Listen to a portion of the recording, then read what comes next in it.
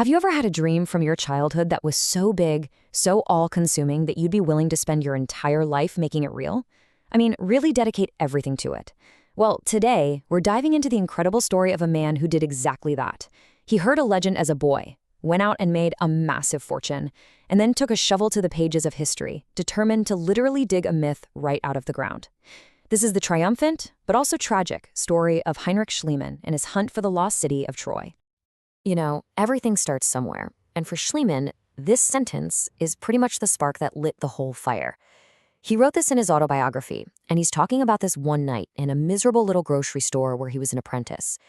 A drunken miller stumbles in and just starts reciting lines from Homer's Iliad in the original ancient Greek. Now, Schliemann was this poor kid who'd long since forgotten any formal education he had. He didn't understand a single word. But the sound, the rhythm of it, he said it was the music of heroes. And that one moment just completely reawakened this obsession that had been simmering in him since he was a little boy. And believe me, what an obsession it was. This thing didn't just pop up out of nowhere in that grocery store. Nope. It was forged years and years earlier in this tiny German village that was just steeped in old legends and ghost stories. And this right here, this really frames his entire life. You have to understand, he wasn't just some academic. He was a true romantic. As a boy, his dad told him the story of the Trojan War, and he showed him this picture of Troy's giant, impenetrable walls. And little Heinrich just declared, right then and there, that Troy couldn't be gone. It had to still be out there somewhere. And one day, he was going to be the one to find it. And this vow, this dream, he shared it with his childhood sweetheart, Minna.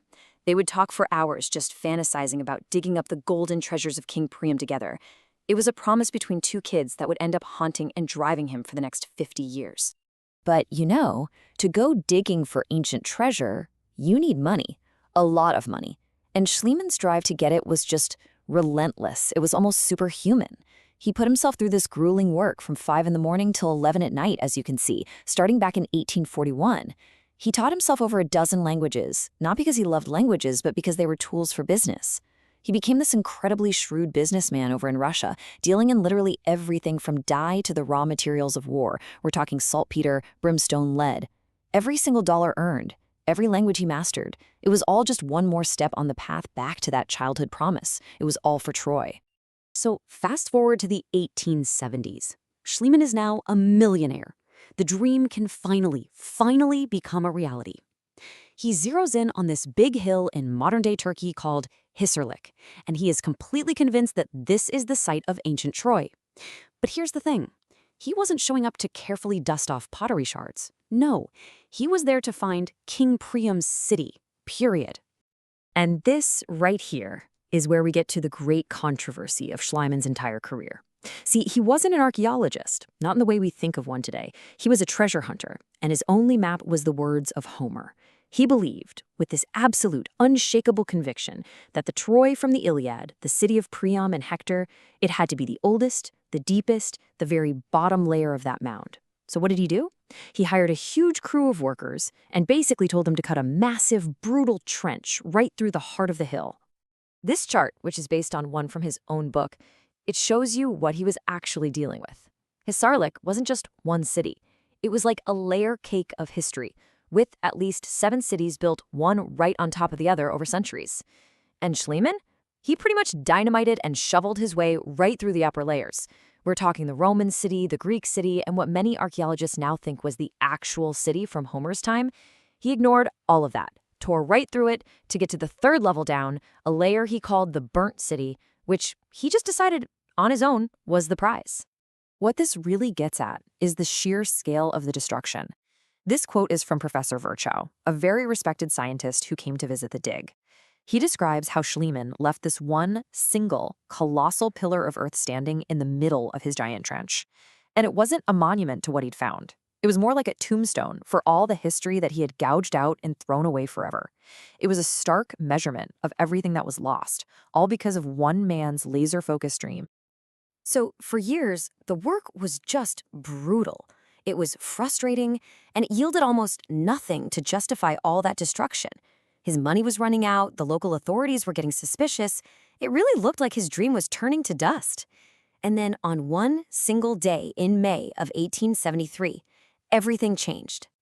Okay, so picture this. He's about to call it quits for the season. He's standing on the edge of the trench, near this big wall that he decided was part of Priam's palace, when his eye catches something, a glint of metal in the dirt.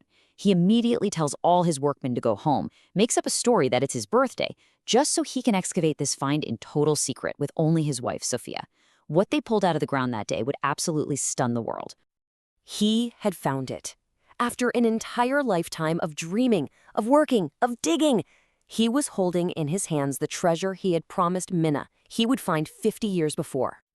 And we're not talking about a few coins here. This was a hoard, over 8,000 individual objects, gold, silver, you name it.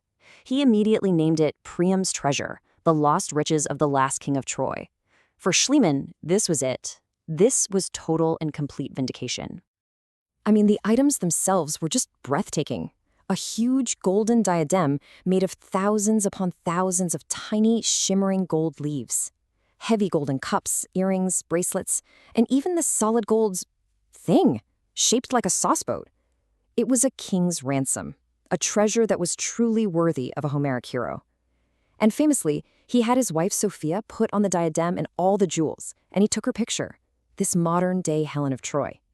The dream was finally real. He could touch it. But this is the point in the story where the triumphant fairy tale slims right into the hard, cold wall of science. Because the story that Schliemann told the world, the story he so desperately wanted to be true, it started to fall apart.